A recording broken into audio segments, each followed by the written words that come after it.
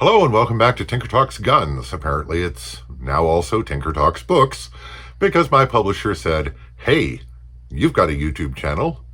Do some commercials for your books. So I am.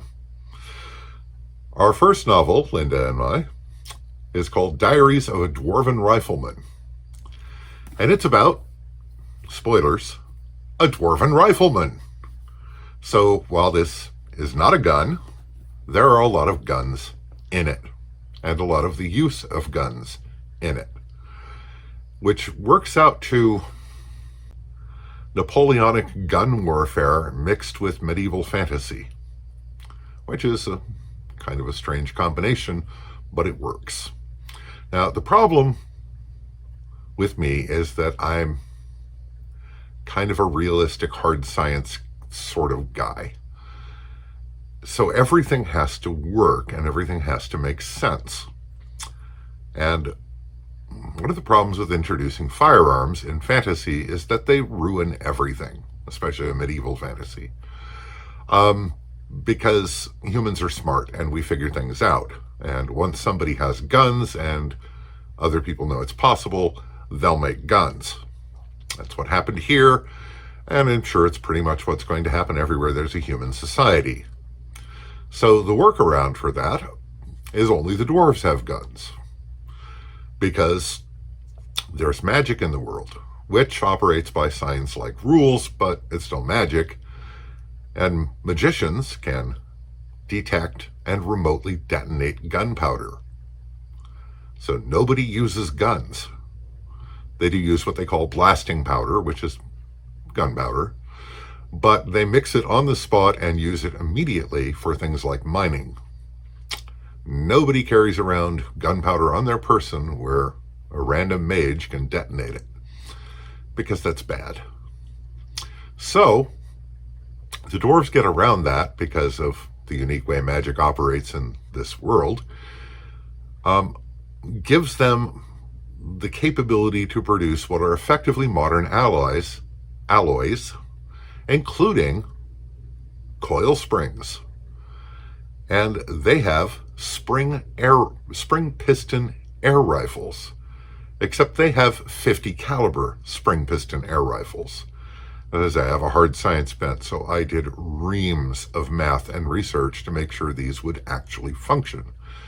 And I'm going to build one. It's just a matter of time, resources, and energy. But they can make the springs, no one else can, and they use a near monopoly advantage in advanced alloys to leverage this and keep other people from making similar developments. And it works for them so far.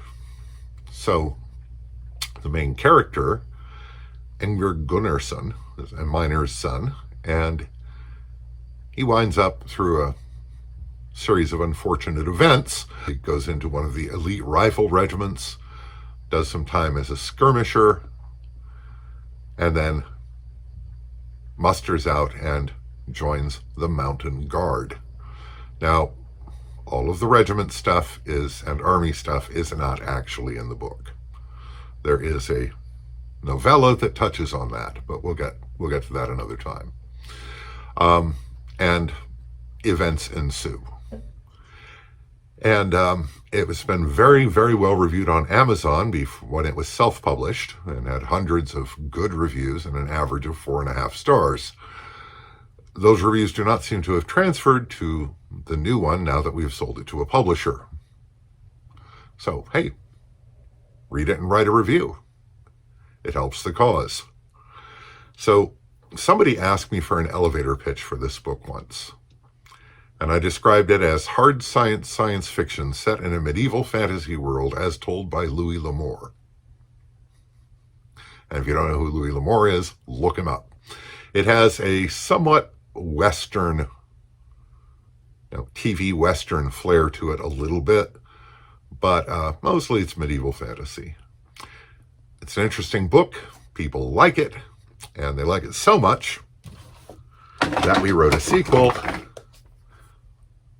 called Lord of the North, which has also been successful and well reviewed, but our publisher has not yet published it. This is available as an ebook or a print-on-demand book at Amazon.com. And I think you should buy it and read it, because then I get money. And you'll probably enjoy it. Most people who read it seem to. So, that's my crass commercial announcement for Diaries of a Dwarven Rifleman. I'll put a link to the book on Amazon in the description below. So, I hope this finds you well. Stay safe, take care, and we'll talk to you again real soon.